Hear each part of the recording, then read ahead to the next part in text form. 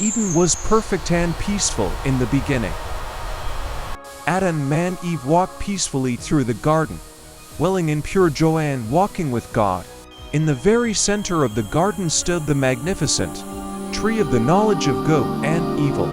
Eve's serene gaze lingered on the glowing fruit, as a subtle curiosity slowly crept into her heart.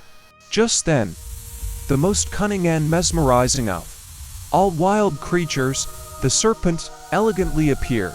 The serpent approached her intimately and softly, making direct eye contact like an old, trusted friend. Did God really say, "You must not eat from any tree in the garden"? The serpent whispered deceitfully. Eve's once unwavering pure eyes began to tremble, as doubt and awakening desire clashed within her. After hearing the serpent, the fruit suddenly appeared, incredibly appetizing, pleasing, and desirable for gaining wisdom. Finally giving in to the overwhelming temptation, Eve slowly reached out her hand toward the forbidden fruit. In the very exact moment she took a bite, the flawless piece of Eden was shattered completely.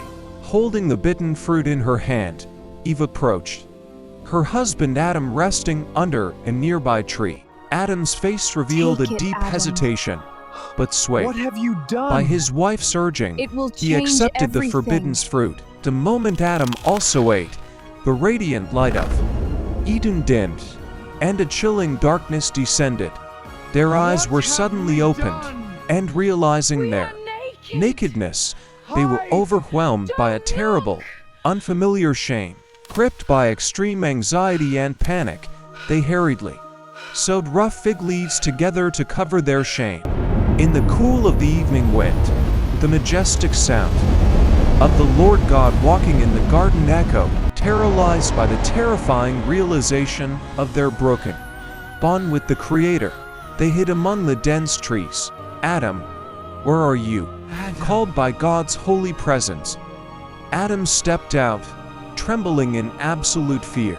Standing The before woman God, whom thou a terrified gavest to Adam be pointed with at me. Eve, cowardly She gave casting me the of the blame on her tree. instead of repenting. Drowning in fear and The sorrowful serpent tears, deceived Eve me, also pointed and I a ate. trembling hand, blaming the serpent for deceiving her. Under God's severe judgment, the once beautiful serpent was cursed to crawl on its belly and eat dust forever. Yet, even in that moment, a hope of salvation was proclaimed. The woman's seed would one day crush the serpent.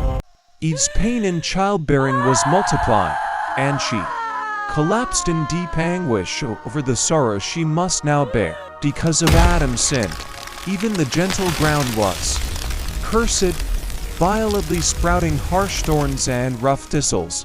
Until the day he returns to the dust, Adam must now toil and sweat all his life just to eat.